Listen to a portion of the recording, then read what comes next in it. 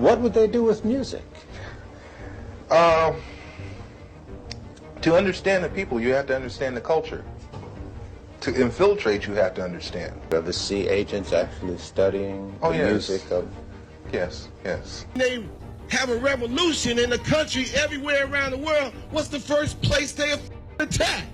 They take over the television station and the radio station. Fred Hampton and Mark Clark, two members of the Black Panther Party, were murdered. They put an informant, William O'Neill, planted him inside the Panther Party. You got 2 special cuts on the album. You got 27 cuts. CIA killed me. The 1990s wasn't just hip-hop's golden era. It was the decade that rap stopped being local street music and became a global political weapon. But the more powerful it got, the more it terrified the people in power. Often the kinds of kids that are called super predators. No conscience, no empathy. We can talk about why they ended up that way, but first we have to bring them to heel. And while most fans were caught up debating who was the best MC, the U.S. government was quietly building files, real files, thousands of pages long, on rappers whose only weapon was a microphone. Artists like Tupac, Public Enemy, Ice Cube, Dead Prez, Paris, and X-Clan weren't just entertainers. They were educators, agitators, and organizers, and they were all on the FBI's list. The lyrics aren't really anti-Semitic, and I can't understand, I listen to people like the Simon Wiesenthal and Rabbi Cooper, and am I getting this wrong? Are they saying that they condone what Jerry Heller or some of these other people have done to me? Do they say that it's all right for Jewish managers to get young black kids with talent off the street without without lawyers and without people that was helping me in my benefit to make records? That's what I'm getting out of this. The 90s artists were speaking openly about the exploitation and control in the music industry, the police brutality, systemic racism, and in other words, they were doing what the news refused to do, exposing America to itself. But we all know that America doesn't like being told the truth about itself, especially not by young, angry, politically aware black people with mass influence. This document shows that in 1971, all the counterintelligence programs were abruptly ended, including those against the New Left, black extremists, the Socialist Workers' Party, communists, and a program to disrupt white hate groups. One former agent who participated in the program has described how burglaries, forged blackmail letters, and threats of violence were used to try to stop anti-war marches. Many of the techniques were clearly illegal, but justified in the interest of national security. Long before the FBI ever cared about rap lyrics, it cared about black liberation. From the 1950s through the early 1970s, the feds ran a covert operation called COINTELPRO, short for Counterintelligence Program. They claimed their goal was to protect national security, but their real mission was to destroy the movements demanding freedom and equality for black people. COINTELPRO wasn't exclusively anti-black. It also targeted social organizations, Native American activists, and Puerto Rican independence groups. But the tactics against black leaders and movements were particularly aggressive and destructive. And that's because black liberation was seen as the most threatening challenge to the U.S. social and political order. We don't want a store in your neighborhood, we don't want you coming in our neighborhood and open up stores and exploiting us, and then go home and throw a bomb if we move next door out in the suburbs. We don't want your schools, but we want our schools to be the highest and the best possible for our black progeny. See, what people don't understand, we are saying, and we're not asking. You see, the die is cast, as I said, we're not asking, we're saying this is the way it's gonna be. You can kill all the black folks you want to, baby, but you will not kill the freedom of black folks. It's coming, we're gonna get it. We fought in every one of your damn lousy wars, baby, and you give us nothing. Now the war is gonna be here, because we're gonna be free. Now you kill all you want to, but we kill too. J. Edgar Hoover, the FBI's first director, called the Black Panther Party the greatest threat to the internal security of the United States. Black Panthers are recruiting criminals and hoodlums and encouraging them to engage in a broad range of terrorist activities. They are the greatest threat to the internal security of this country. We want to make it clear to black youth that if they want to be revolutionaries, they will be dead revolutionaries. Think about that. The greatest internal threat to the U.S. is not organized crime, not the KKK, not the mafia, but a group of young black activists feeding children and demanding an end to police brutality. That tells you everything about what the government really fear. Under COINTELPRO, the FBI bugged phones, forged letters, spread rumors, and planted informants. They sent fake letters to sow distrust amongst black leaders. They wiretapped Martin Luther King Jr. and his family, and they even mailed him a letter trying to push him to take his own life. It was 50 years ago today, FBI Director J. Edgar Hoover made headlines by calling Dr. Martin Luther King, quote, the most notorious liar in the country. Hoover made the comment in front of a group of female journalists ahead of King's trip to Oslo, where he received the 1964 Nobel Peace Prize, becoming its youngest recipient. While J. Edgar Hoover was trying to publicly discredit King, the agency was also taking covert action. The FBI sent King an anonymous letter threatening to expose his extramarital affairs. The unsigned, typed letter was written in the voice of a disillusioned civil rights activist, but it's believed to have been written by one of Hoover's deputies, William Sullivan. The letter concludes by saying, quote, King, there is only one thing left for you to do. You know what it is. You are done. There is but one way out for you. You better take it before your filthy, abnormal, fraudulent self is bared to the nation. One paragraph of the letter, hints an audio tape accompanied the letter. It reads, quote, no person can overcome the facts, not even a fraud like yourself. You will find yourself and in all your dirt, filth, evil, and moronic talk exposed on the record. When COINTELPRO was finally exposed in 1971, the public was shocked. The government promised it was over. The FBI claims that all COINTELPRO operations were ended in 1971. But let's be real. You don't dismantle a weapon that effective, you just rebrand it. So when a new generation of young black artists started spreading the same messages through beats and rhymes, the government went back to its old playbook. By the early 90s, rap wasn't just music, it was a movement. Public Enemy turned hip-hop into a history lesson. Dead Prez warned that the system would rather see black men dead or in prison. Ice Cube dropped America's Most Wanted and Death Certificate, naming names and calling out police brutality. Meanwhile, Tupac channeled his mother's Panther energy into militant poetry. Tupac was born into a family that required him to be a leader, and there was a real plan for Tupac Panther Party, which was a continuation of the Black Panthers. Now, how long have you been national chairman of the New African Panthers? Matter of fact, about what, a week? A week? To be one of many spokesperson.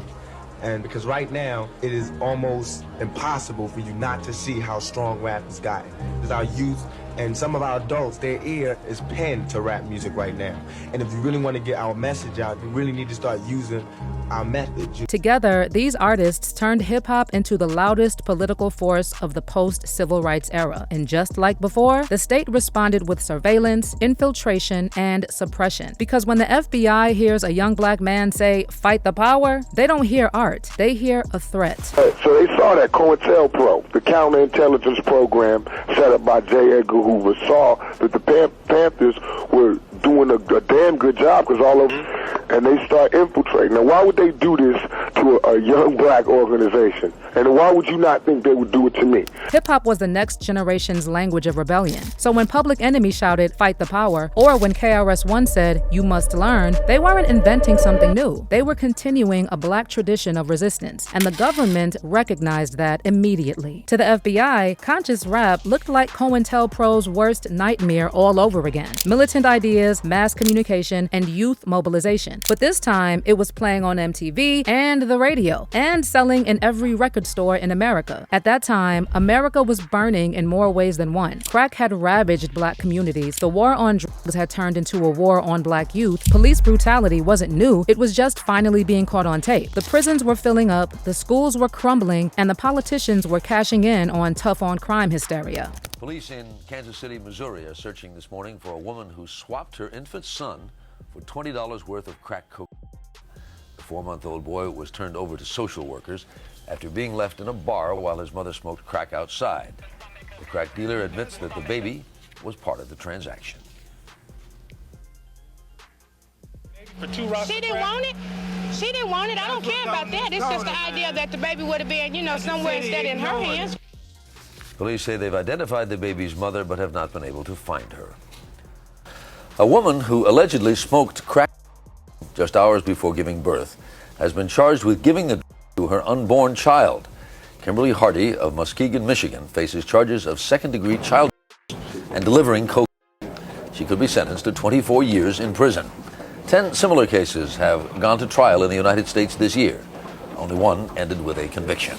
That's why, by the early 90s, law enforcement didn't just see rappers as entertainers. They saw them as potential insurgents. Public Enemy's Fear of a Black Planet was practically a manifesto. Ice Cube's death certificate called out police, media, and systemic white supremacy. Paris from the Bay Area dropped The Devil Made Me Do It. And the feds literally tried to stop it from being distributed. Meanwhile, Tupac's Tupacalypse Now was so raw that the Vice President of the United States, Dan Quayle, publicly condemned it, claiming it had no place in our society. And the more powerful hip-hop became, the more dangerous it seemed to those in power, because they already had the receipts from the 60s and 70s about what happens when young black people get united and political. So when hip-hop moved from block parties to Billboard charts, the establishment went from ignoring it to trying to control it. Media corporations, law enforcement, and political figures started to shape what kinds of rap would be allowed to sell. Suddenly, the revolutionary messages got buried, while the more aggressive, materialistic, and ignorant tracks were promoted.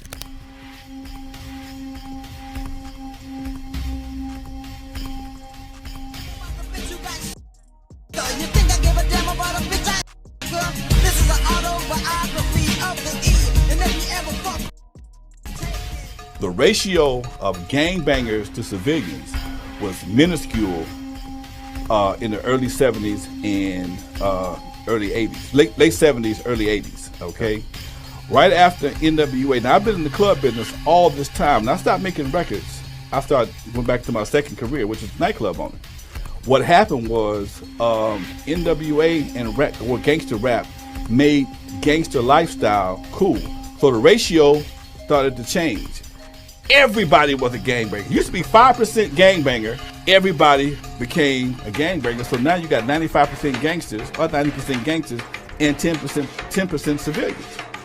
And when that happened, everything went crazy, because now theaters, clubs, parking lots, the park, everything is a war zone. Now, this doesn't mean gangster rap was literally created by the government, but it's clear there was a pattern. The rappers talking about community, black self-determination, and anti-imperialism struggled to get airplay, while the ones talking about killing each other and partying and chasing money were pushed to the front. At the same time, law enforcement started treating rappers as organized criminals. The LAPD, the NYPD, and eventually the FBI started collecting data on hip-hop crews and treating black-owned record labels like street gangs. The feds' first move was always the same: watch and record. Just like they did with Malcolm and the Panthers, they started compiling files on artists who used their platforms to challenge state violence. Tupac's FBI file reportedly ran over 4,000 pages, but most of it was redacted even decades later, and only about 100 pages have been released to the public. Why? Because Tupac wasn't just any rapper. He was the son of Afeni Shakur, a former Black Panther who beat a federal conspiracy case while pregnant with him. In fact, the whole Shakur family was on the FBI's radar for years because of their ties to the Panthers. Tupac's stepfather, Mutulu Shakur, was on the FBI's 10 most wanted fugitives list for 4 years, and even after his incarceration, he never stopped speaking out on the cause. The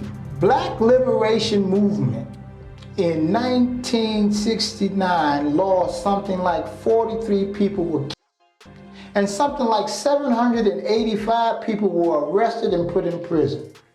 In any other country with the population that New African people represent, in any other country in the world, that would be considered war.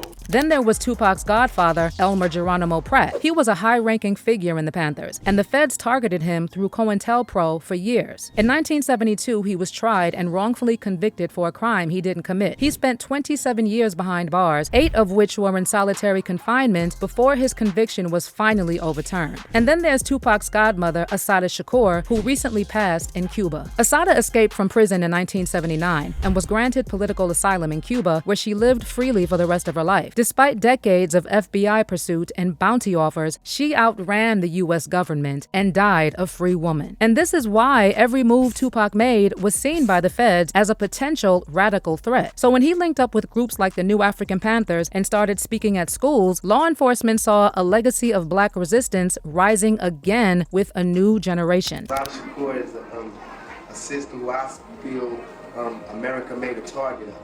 Now, this is unusual because she's a sister and she was in the foreground, not in the back, helping brothers get their proper justice. And then there's Brutality Shakur, who's being prosecuted because he tried to help her get out of jail because this country wanted to put her away. And y'all didn't even hear about it, you know what I'm saying? And Tupac wasn't alone. Ice Cube, after releasing America's Most Wanted and Death Certificate, was flagged internally for anti-police rhetoric. And then, of course, there was Public Enemy. Their music drew FBI attention as early as 1989, especially after Professor Griff's outspoken comments.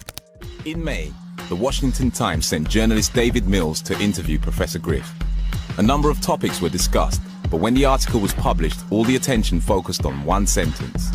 Griff reportedly told Mills, "Jews are responsible for the majority of wickedness that goes on across the globe." Def Jam's publicist Bill Adler refused to work with the group, and criticism from the world's media continued to build. Public Enemy's mission to change the consciousness of a generation was about to be wrecked by one interview.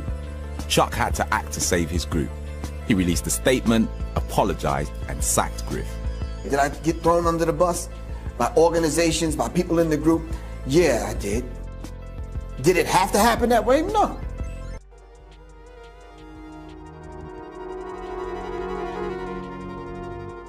"25 years ago, as Do the Right Thing came out, in July 1989, we was also accused of being anti-Semitic based on a article that just went and hit a bad road in left field. And it was in this city, New York, and it was a motherfucker for real. I think the arguments were based on, well, let me tell you, the whole thing really happened, and it started out by the audacity of black men talking about the conflict, which is relevant to this moment. The Palestinian Israel and Palestine. Right. We were having detailed discussion on how the one-sidedness of Palestine and Israel was taking place, and it was almost like, who the fuck is talking about black dudes talking to what the you know, but they had to deal with that, and they was getting these intellectual discourses coming back at. We ain't no fucking kids, we ain't stupid, we ain't naive, this shit's going on, and we need to address this. So Griff started to do an interview with David Mills, a black guy, and they're talking about, you know, he brings up the issue of what's going on based on the Israel-Palestine thing, and they start talking about these areas of conflict, but also what has happened in the music business and how black people are still like kind of ass down, and how also other people and also Jewish people happen to be running the music business. Then there was Wu-Tang Clan, one of the most commercially successful rap groups ever, but internally classified by the FBI under Code 281F, which stands for Major Criminal Organization. The feds investigated Wu-Tang using the same RICO-styled framework they used for the mafia, even though no one in the group was ever convicted of organized crime. But the government didn't need to censor rappers directly. It could just make the industry do the dirty work. In 1989, the FBI sent a formal letter to NWA's label, Priority Records, condemning the song F the Police. The letter claimed it encouraged violence against law enforcement, and that letter was a signal to the entire music industry. We're watching you. After that, major labels started censoring black artists even more. Anyone who spoke too directly about racism, police, or revolution was quietly blackballed. Rappers who wanted to talk about self-determination or reparations were told to keep it street instead. Meanwhile, the industry flooded the market with tracks all about guns,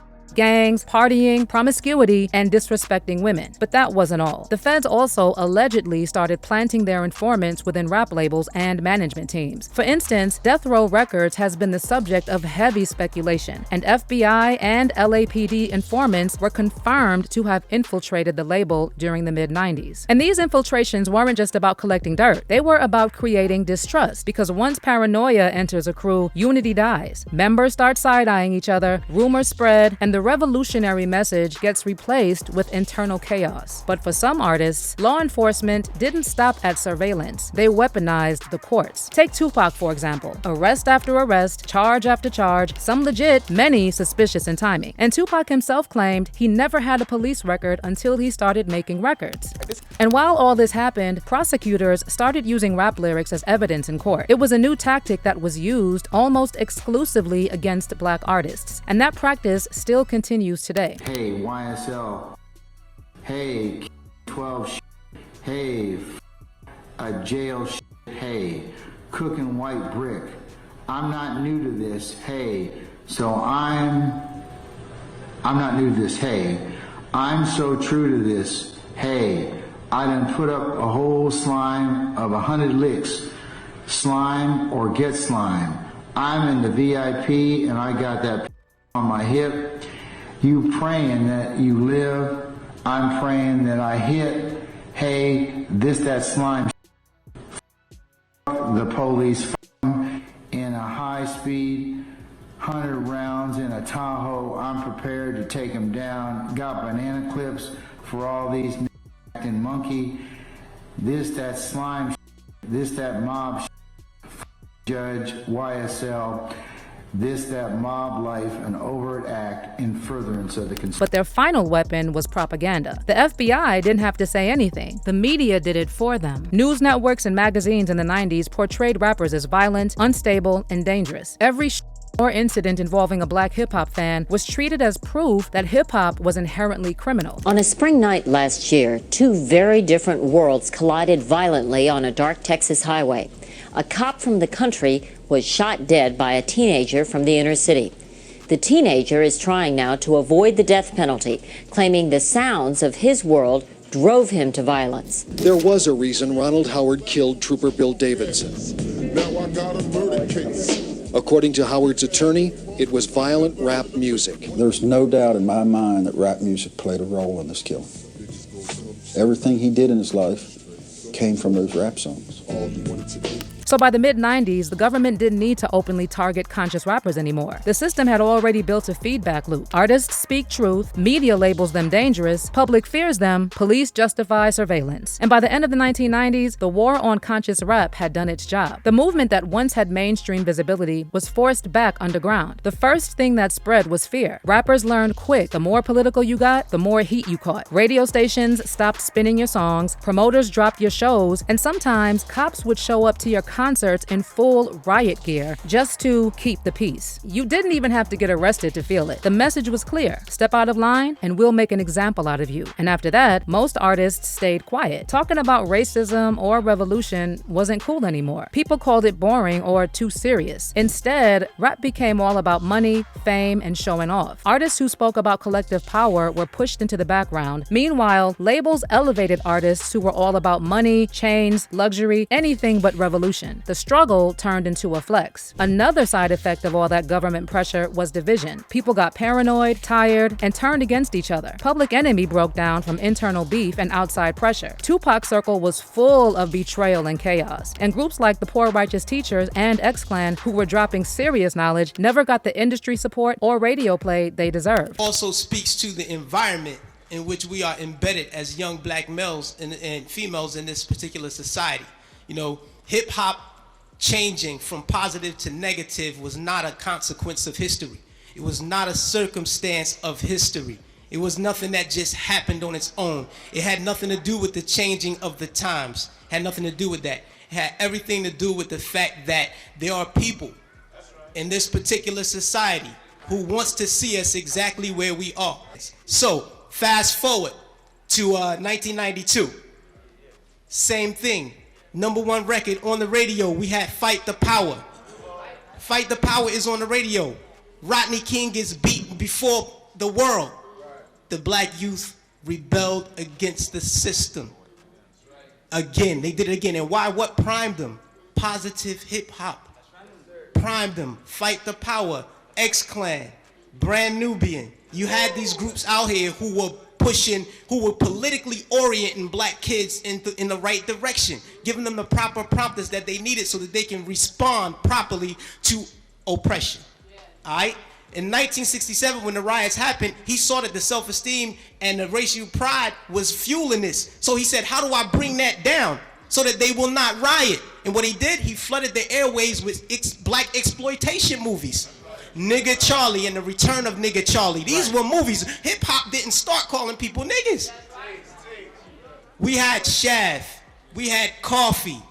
Black girl turned prostitute to do whatever, you know what I mean? But these black exploitation movies brought down the self-esteem and the racial pride so that the kids will not rebel against this system of oppression. So now you could rap about the hood, but not about the government. You could rap about another black man, but not about why your community was built to self-destruct. You could mourn your brother, but not name the system that. Fast forward to now, and mainstream rap is all about hustling, not organizing. The idea that hip-hop could be a vehicle for collective liberation, not just personal success, got buried under gold chains and 360 deals. But the irony is that the FBI's own fear kept the message alive. Every attempt to suppress conscious rap confirmed that it mattered, because they wouldn't come for you if you weren't powerful. In 2017, a leaked FBI document surfaced with a new label, Black Identity Extremists, BIE. It described a so-called domestic threat category made up of black people motivated by perceived racism and injustice. Translation: anyone too aware, too outspoken, or too organized around black liberation could be classified as a potential threat to national security. Sound familiar? That's COINTELPRO 2.0. Same paranoia, same playbook, just updated for the social media era. The BIE label was eventually retired after public outrage, but the mindset behind it didn't go anywhere. The idea that black resistance equals violence is baked into the system. And hip-hop is still one of the easiest entry points for monitoring resistance. Today, the government doesn't need to follow rappers around with binoculars. They have data partnerships with social media companies. The modern COINTELPRO doesn't need to infiltrate your crew. It can just infiltrate your feed. But while the Fed tactics evolved, so did the resistance. And the music never stopped fighting back. Because if the 90s taught us anything, it's that suppression doesn't kill a message. It multiplies it underground until it finds a new frequency. And as long as there's a mic in a young black hand, the message will never die.